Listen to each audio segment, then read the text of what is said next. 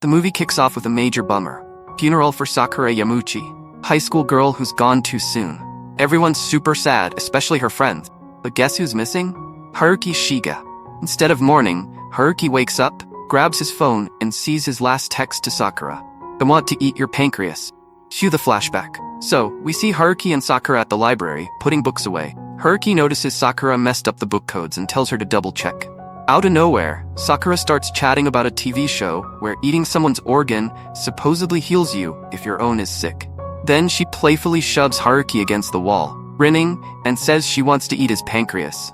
Classic Sakura move. Next thing we know, Haruki's in a hospital waiting room. He spots a tiny book on the floor, picks it up, and starts reading. It's a diary, and the writer's talking about having just a few years left because of pancreas disease. Boom! Sakura appears, saying the diary's hers and that her pancreas is failing. He calls her diary, Living with Dying. Haruki's reaction? Chill vibes only, which makes Sakura laugh it off. Later, Sakura catches up with Haruki on the street and insists it's just a coincidence. Haruki tries to dodge her, but Sakura chases him down. She asks him to keep her illness a secret, and he agrees, hoping to avoid her from now on. But Sakura's not done. A few weeks later, she starts working at the library and drags Haruki out for dinner. They hit up a yakiniku place where Sakura talks about a belief that eating someone makes their soul live on in you. She's cool with him eating her pancreas, but Haruki's like, nah, your soul would be a total hassle. During their meal, Haruki reveals he's not into people, and people aren't into him. Sakura gets mad, saying she does care about him, which is why she invited him out. On their way home, they spot a jerk bullying an old woman over a stain on his clothes because he ran her over with his bike. Haruki suggests they just walk away, but Sakura rushes over, kicks the jerk in the groin, and makes everyone laugh. Haruki's just standing there, unfazed. Sakura grabs his hand, and they bolt as the cops arrive. They stop at a cafe where Sakura asks for Haruki's phone number. Back at his place, Haruki gets a text from Sakura saying thanks for the day and hoping they can stay friends till the end. At school, Sakura's friends grill her about the dinner with Haruki, saying he's way too cool for her. Meanwhile, Haruki's classmate, Issei Miyata, offers him gum and asks what's up with Sakura. Haruki just says it was a fluke.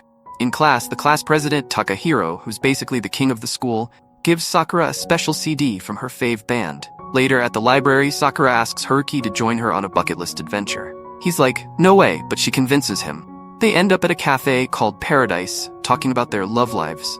Haruki admits he's never had a relationship, while Sakura says she recently broke up with someone.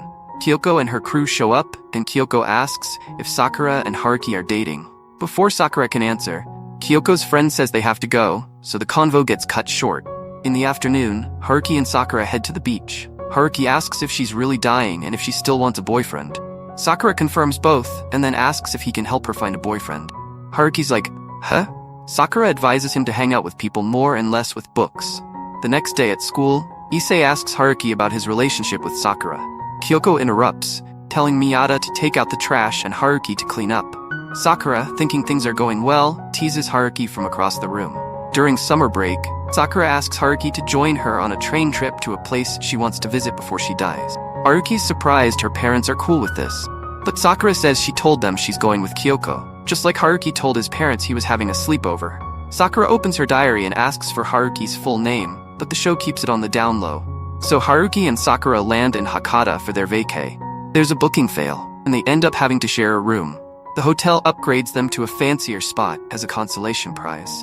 In their swanky new room, Sakura's super excited and nervous about sharing a bed with Haruki, but Haruki's like, nah, I'll crash on the sofa. When Sakura asks Haruki to grab her face wash from her bag while she's in the bath, he's shocked by the weird stuff in her bag but grabs the face wash without peeking. After their baths, Sakura offers Haruki a drink she bought, which he realizes is alcohol. They decide to play a game of truth or dare with cards. Sakura wins the first round and asks Haruki who he thinks is the cutest girl in their class. Haruki's like, Ina, the math genius. Next round, Sakura asks where she ranks among the girls he knows. Haruki says she's third, which makes Sakura blush like a tomato. Haruki wins a round and asks about Sakura's childhood. She says she was a bit of a troublemaker. Haruki's questions start to feel like a boring interview, asking about her strengths and weaknesses. Sakura's like, yawn. When Sakura wins the next round, she gives Haruki a choice. Truth, he has to tell her 3 things he finds cute about her.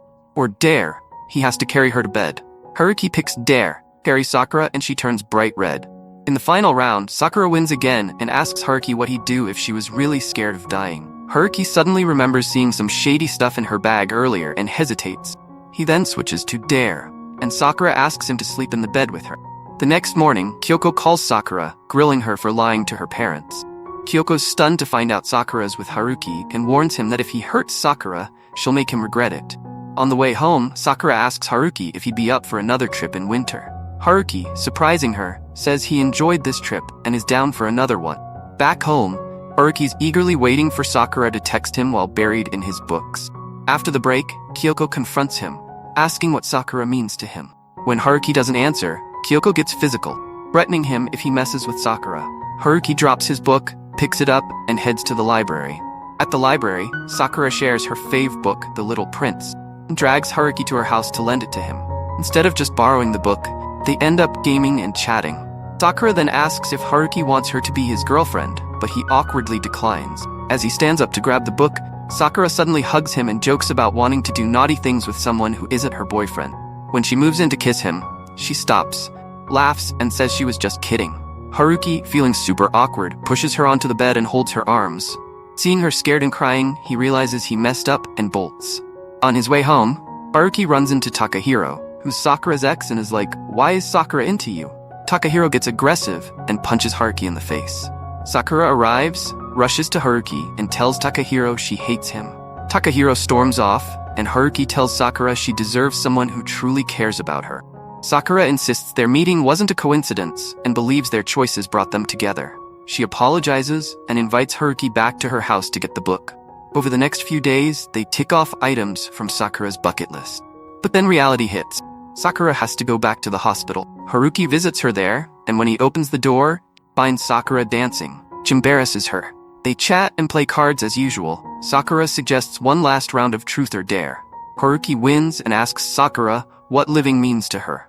After a moment, Sakura says, living is about having connections with others. It's the relationships that make life worth living. Haruki thanks her for everything she's taught him. Sakura hugs him for real this time, wanting to feel that human connection. Kyoko storms in and gets super mad at Haruki.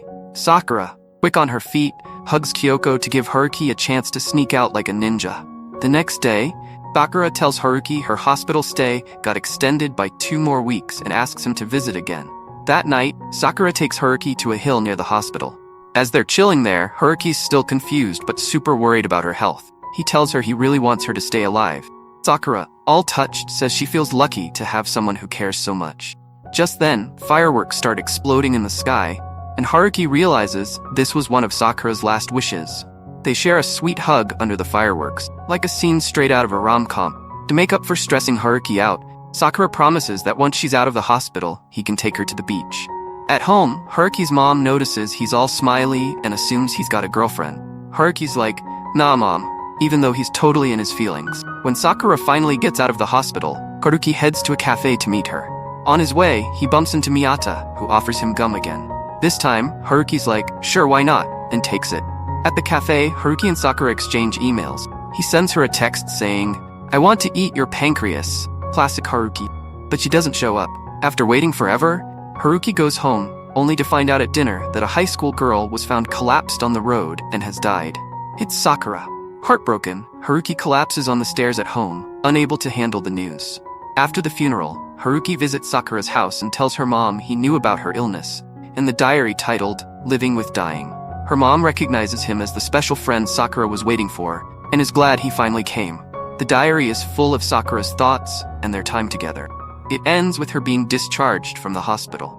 Her mom shows Haruki a farewell letter tucked in the back of the diary. In it, Sakura didn't use his name because she felt it wasn't needed. She mentioned she was interested in him before they even met and felt their bond was unique.